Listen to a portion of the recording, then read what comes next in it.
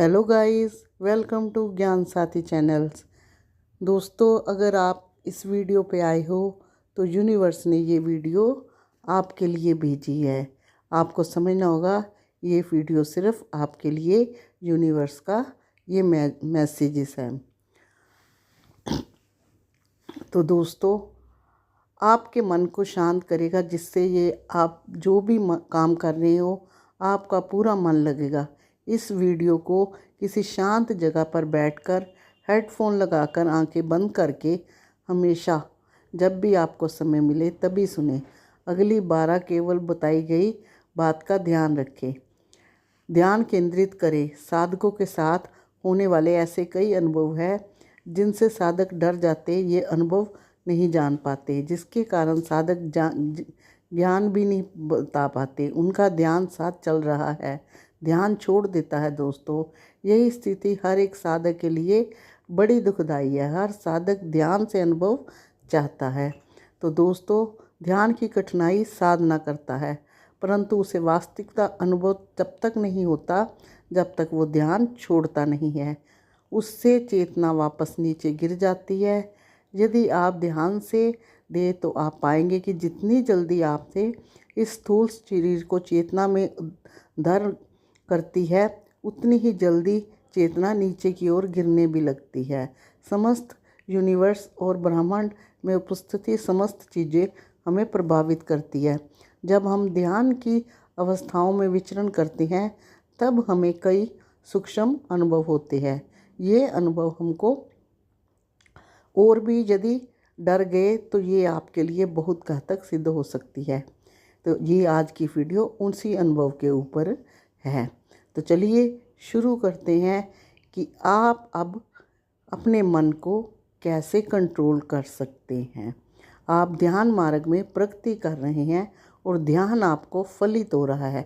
तो आइए इस अनुभवों के बारे में जानते हैं। ध्यान के दौरान होने वाला पहला अनुभव है कि आपके मस्तिष्क यानी थर्ड आइज, तीसरी आंख पर वाइब्रेशन होती है, कुछ हलचल होती है। साधकों को ऐसा भी महसूस होता है कि उनके सहस्त्र चक्र पर कोई चींटी रेंग रही है।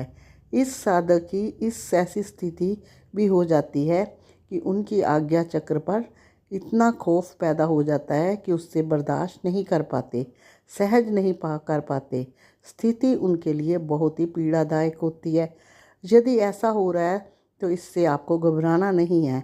ऐसा इसलिए हो रहा है क्योंकि आपकी ऊर्जा शक्ति जागृत हो रही है। ऐसे समझ सकते हैं कि हमारे इस स्थूल शरीर में बहुत सारी ऊर्जाएं विज्ञानमान हैं। जिस प्रकार इस ब्रह्मांड में सब कुछ मौजूद है, ऐसे ही हमारा ये स्थूल शरीर ब्रह्मांड का प्रतीक है। जो भी हलचल इस ब्रह्मांड में होती है उन सब का प्रभाव हमारे स्थूल शरीर पर भी पड़ता है, जिससे न केवल हमारा ये शरीर प्रभावित होता है बल्कि हमारा मन, मस्तिष्क और हमारी ये समस्त काया प्रभावित होती है। इस ब्रह्मांड में मौजूद वह सभी शक्तियाँ जब हमारे इस स्थूल शरीर में उपस्थित होती है तो शक्तियों में एकाकर होती है। क्योंकि हम ज्ञान नहीं हैं, जो शक्तियाँ इस ब्रह्मांड में उपस्थित है वह सभी शक्तियाँ हमारे स्थूल शरीर में भी उपस्थित है।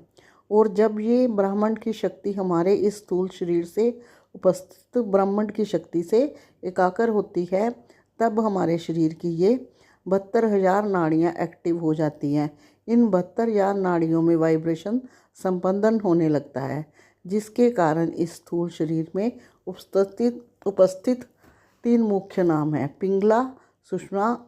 इन ऊर्जा को ही प्रवाह करने वाले इस स्थूल शरीर को बढ़ाने लगते हैं। तब सुषमा, जो कि आध्यात्मिक नाड़ी है, जिससे हमारी आध्यात्मिक जर्नी आगे बढ़ती है और सक्रिय हो जाती है, उसके कारण ही हमारे इस मस्तिष्क यानी आज्ञा चक्र पर खिंचाव आता है।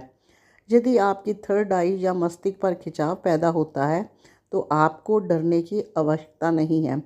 बहुत ज़्यादा खिंचाव हो रहा है तो आप प्रातः उठकर थोड़ा कसरत करें और थोड़ा भ्रमण कर लें, जिससे आपकी मानसिक स्थिति सामान्य हो जाएगी। बीच में ध्यान नहीं छोड़ना। साधकों को होने वाला दूसरा अनुभव है, उन्हें ध्यान की अवस्था में बैठकर सुनाई देता है या घंटे की आवाज़ सुनाई देती है, शंख की आवाज़ सुनाई देती है या बंसरी की धुनी, डमरू की धुनी में सुनाई देती है। ये डिपेंड करता है कि आपके आराध्य क्या है। यदि आप भगवान शिव को मानते हो तो आपको डमरू की सुनाई देगी, अगर कृष्ण को मानते हो तो आपको बांसुरी की सुनाई देगी आवाज़। अब ऐसा क्यों होता है? ऐसा होने का कारण है कि जब व्यक्ति साधना की उच्च अवस्था में पहुंचता है, यानी ध्यान की गहराइयों में गोते लगाता है, तब उसके कान को सुनने की क्षमता विस्तृत हो जाती है, बढ़ जाती है, जिसके कारण उसके कान में खिंचाव पैदा हो जाता है दोस्तों, जिससे वह अशुद्ध ध्वनियों को ही बड़ी आसानी से सुन सकता है। यदि आप ध्यान से सुनेंगे तो आपको इस स्थूल शरीर में अनगिनत ध्वनियाँ विज्ञानमान है। ऐसा साइंटिफिक प्रूफ हो चुका है कि इस बात को प्रूफ किया गया है कि ब्रह्मांड की ध्वनि कुछ ओम की ध्वनि जैसी होती है। ऐसी ही ध्वनियाँ हमारे शरीर में भी विचरण करती है और ये ध्वनियाँ अशुद्ध होती है। हम लोग मोह माया के इन ध्वनियों को सुन नहीं पाते क्योंकि मोह माया और कमाने में व्यस्त हो जाते हैं, जिसके कारण हम अपने शरीर की ध्वनियाँ, जो अपने अंदर जागृत चीज़ें हैं, अवस्थाएं हैं, जो शक्तियाँ हैं, उसको पहचान नहीं पाते, हमें सुनाई देने लगती है। यदि आपको ऐसी ध्वनि सुनाई दे रही है तो आप ईश्वर की कृपा के पात्र हैं। तीसरा अनुभव ये है कि जब साधक रात्रि में सोता है तो उसकी अजीब अजीब से डरावने सपने आते हैं। कभी कभी उसे ऐसा महसूस होता है कि जैसे उसके सामने कोई खड़ा है, उसके पीठ पीछे कोई खड़ा है। इस अवस्था में डरने की आवश्यकता नहीं, क्योंकि जो कुछ हो रहा है वह सही हो रहा है। ध्यान साधना को खुद करने के बाद आपने अपने ब्रह्मांड में उपस्थित तमाम सूक्ष्म शरीर आपसे संबंध करने का अर्थ कर रहा है। वो भी मोक्ष को प्राप्त करना चाहते हैं और उन सूक्ष्म शरीर में उपस्थित आत्माओं को ऐसा लगता है कि जैसे ये शरीर है उन्हें मुक्ति दिला सकता है, भव सागर से पार ले जा सकता है। दोस्तों, इसीलिए आपने देखा होगा कि अच्छे व्यक्तियों से हर कोई संबंध रखना चाहता है, तो ये आत्माएं भी आपसे संबंध रखना चाहती है, आपके साथ कुछ भव सागर में पार होना चाहती है, मुक्ति पाना चाहती है। आपको डरने की आवश्यकता नहीं है।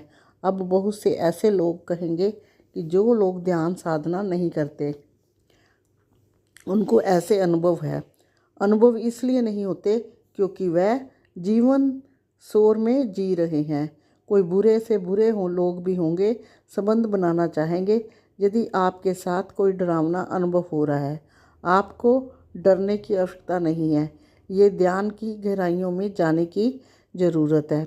आपके इष्ट दर्शन, बहुत से ऐसे साधक हैं जिनको ध्यान से दौरान इष्ट भगवान के अपने दर्शन होते हैं। यदि आप ऐसा हो रहा है तो आप बहुत ही भाग्यशाली हैं, क्योंकि इष्ट भगवान के दर्शन हर किसी को नहीं होते, जो यहाँ आपके लिए बहुत अच्छा संकेत है। यहाँ आपको डरने की आवश्यकता नहीं है। अब आपका ध्यान साधना उच्च कोटि की ओर हो गया है, भगवान के दर्शन हो रहे हैं। अब यदि ऐसा अनुभव आपको भी हो रहा है तो आप डरिए मत, बल्कि अपनी साधना को कंटिन्यू करिए, आगे बढ़ी। जब भगवान को आपने दिखने की कोशिश कर रहे हो तो मोटिवेट होकर बढ़ें आगे। साक्षात रूप के दर्शन कर रहे हैं तो आपको डरने की आवश्यकता नहीं है, बल्कि आपको साधना की ओर, गहराई की ओर बढ़ना चाहिए। पांचवा अनुभव, कुछ साधकों को ऐसा अनुभव होता है कि उनका अपना कोई मृत परिजन दर्शन देने की कोशिश कर रहा है, तो इस अवस्था में आपको डरने की बिल्कुल भी ज़रूरत नहीं। अब ऐसा इसलिए होता है कि पितर या पूर्वज हमसे मिलना चाहते हैं, बात करना चाहते हैं। वैसे भी शास्त्रों में पितर को भगवान की उपाधि दी गई है। ये पितर भगवान के समान है, जो हमारा समय समय पर मार्गदर्शन करते हैं। यदि आपने कभी भगवत कथा सुनी होगी तो आपने सुना है कि यदि कोई व्यक्ति भगवान का भक्त हो जाता है, गहरा स्थान और साधना करता है, तब वह उसे पुरानी 7 पीढ़ियों के दुखों को तार देता है, उनको आगे ले जाता है। ध्यान साधना के साथ वह न केवल अपने मोक्ष प्राप्त करता है, बल्कि अपने प्रियजनों और पितरों को भी मोक्ष के द्वार तक ले जाता है। इसलिए ध्यान की इस अवस्था में आपको आपके प्रियजन डरने की आवश्यकता नहीं, बहुत अच्छे से अनुभव सिखाते हैं। आपको आगे ध्यान की गहराइयों में जाने का कार्य करने हैं।